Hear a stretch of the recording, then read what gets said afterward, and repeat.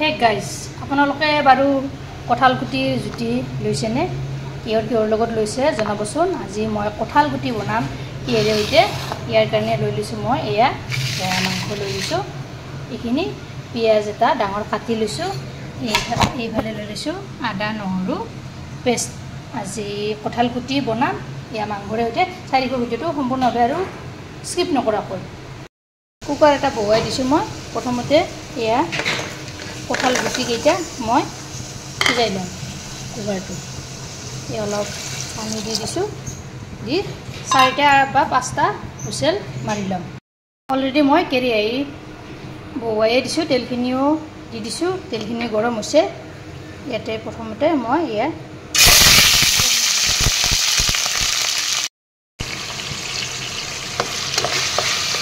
মাংসখিনি ইয়াতে দি দিলোঁ গোটেইখিনি ইয়াতে এতিয়া নিমখ দিছোঁ এয়া 2 চামুচ খাই দেখিবচোন কেনেকৈ বনাম আৰু কি পদ্ধতিত বনাম এয়া নিমখ দি প্ৰথমতে মাংসখিনি মই ভাজি ল'ম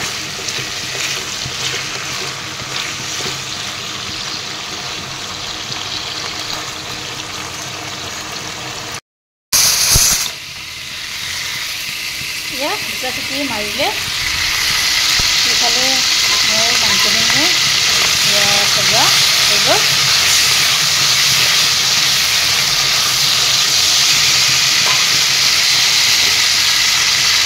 ইয়াতে এতিয়া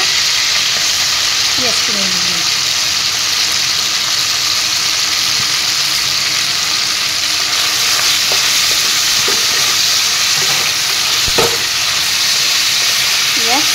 পিঁয়াজখিনিৰে সৈতেও 2 মিনিট 3 মিনিটমান সময় এনেদৰে ভাজি দিম মই পিঁয়াজখিনি অলপ নৰম হৈ যাবলৈ দিম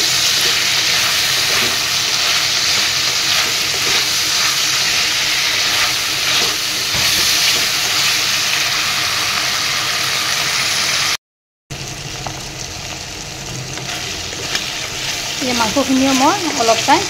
পিঁয়াজৰে সৈতে এনেদৰে ভাজিলোঁ এতিয়া ইয়াতে দিম মই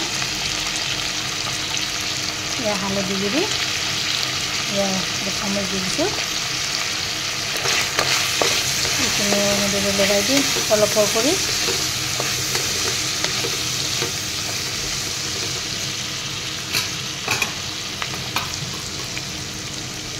তাৰপিছত এয়া দি দিম পিচি থোৱা আদা নহৰুৰ পেষ্ট দি দিম এয়া চামুচ দি দিছোঁ এয়া চামুচ এয়া দি দিলোঁ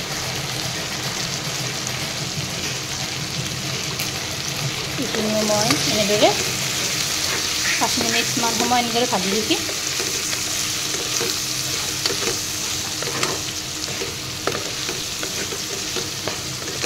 মিনিটমান সময় এনেদৰে ভাজি ল'ম যেতিয়ালৈকে মাংসখিনি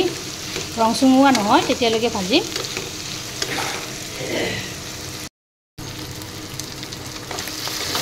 ইয়াত 3 মিনিটমান সময় মই এনেদৰে ভাজিলোঁ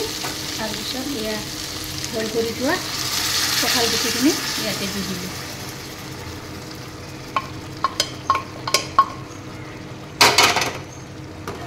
এনেদৰে তলৰ কৰি লৰাই দি ইয়াত আৰু এক্সট্ৰাকৈ পানী দিব নালাগে এইখিনি পানীতে এই মাংসখিনি ধুনীয়াকৈ সিজিব অলৰেডি কঁঠাল গুটিখিনি যিহেতু সিজিছে এতিয়া এনেদৰে মই ৰাখি দিম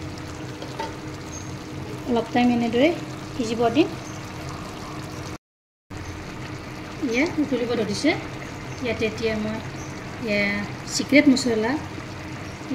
মছলা দিম মই 2 চামুচ ইয়াতে কি দিছোঁ জানেনে চিক্ৰেট মছলাত জালুক জিৰা ধনিয়া তাৰপিছত শুকান জলকীয়া লং ইলাচি দালচেনি চব একেলগে মিক্স কৰি এই মছলাটো মই ঘৰতে তৈয়াৰ কৰিছোঁ খাবলৈ খুব সোৱাদ লাগে আপোনালোকে এবাৰ বনাবচোন এই চিক্ৰেট মছলাবিধ এয়া চাওকচোন মই 5 মিনিট সময় ধুনীয়াকৈ উতলালোঁ গ্ৰেভিটো বঢ়িয়া হৈছে এইখিনিতে যদি ভিডিঅ'টো ভাল পালে তেনেহ'লে লাইক কৰিব, শ্বেয়াৰ কৰিব, কমেণ্ট কৰিব আৰু মোৰ চেনেল যদি নতুনকৈ আছে চেনেলটো ছাবস্ক্ৰাইব কৰিবলৈ নাপাহৰিব। ধন্যবাদ। জয় আই অসম।